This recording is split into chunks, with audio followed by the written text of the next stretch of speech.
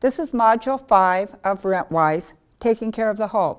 I'm Lorene Bartos, a Rentwise instructor, and I will be talking about taking care of your home today. Now, we're going to move on to what do we use to clean with. We can call them tools. So we'll start out with a squeegee. Now this is just a little one I have in my kit, but there's some nice ones with rubber and sponges on them that work very well for cleaning windows, full glass doors. And one place that they work really well is in showers, bathtubs with doors. Because when we don't take this moisture off of our showers and bathtubs, that is where we get mold and mildew, because it comes from excess moisture. So this is where we want to run our exhaust fan for 20 minutes or until the mirror is clear to do that. So a squeegee with that. Another thing that we need are rags, that type of thing. Now we can all go out and buy some kind of rags, but we also all have old towels, old t-shirts, and my favorite, old socks, because there's always a stray sock running around. And when we use these, you can do this, put your whatever you're using to dust with, dust. I cut them apart, and I like to use this thicker part when I'm scrubbing the floor. Then you can either launder these and use it again, or it can go in the trash with that. It's a good way to keep kids involved with cleaning. You let them put this on and dust, whatever. So those are some things that we have handy that we can use as other tools. Then there's also kinds of scratchers and sponges, so forth.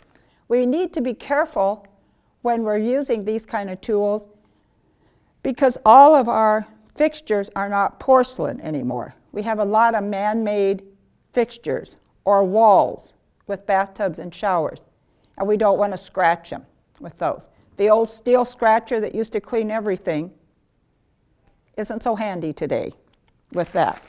Okay. And the other thing I have in my tub that works, it's called a zip-it. And it's a small snake. You have heard of snakes that they put down drains? This is a zip-it. You put it in, it takes out the hair, the soap scum that gets down a drain that makes it drain slower. They say a one-time use, but I've used several times, and as long as these little prongs aren't broken off, you're good to go. So those are some tools there, but also we need brooms, dust mops, buckets. We talked about rags, a vacuum. Everyone needs a vacuum, whether we have all carpet or not, because we need to vacuum our furniture.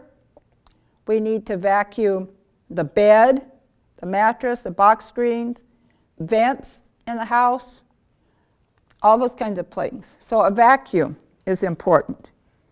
And then, of course, the toilet brush. Everybody needs a toilet brush to clean the toilet. Now, one lady in a class told me she had two. One she uses for the toilet, and one she uses for the bathtub because it's hard to get down and clean. I thought, what a great idea. She just marks them and away she goes. So that. And then the other thing is a plunger. Hopefully everybody has seen a plunger or knows what it is, but it's a rubber on the bottom with a handle to use for stopped up drains or toilets before calling maintenance. It's sometimes we need to do some of these things ourselves before we call for help with that. And so are there other tools that you can use? Of course. There's Swiffers. A lot of people like Swiffers. Feather dusters, all kinds of things. A lot of people wear gloves, which is fine. So those are things that you have to decide what works best for you in cleaning your small apartment, large apartment, a duplex, or a full house. Those things will help you do that. And it helps if you keep it not like a little tub like this, or a bucket, or your cleaning supplies in an area. If you have 2 layers, an upstairs, a downstairs, a basement, you may want to have a tub you can carry or one you can leave upstairs and downstairs so you don't have to carry them around so much.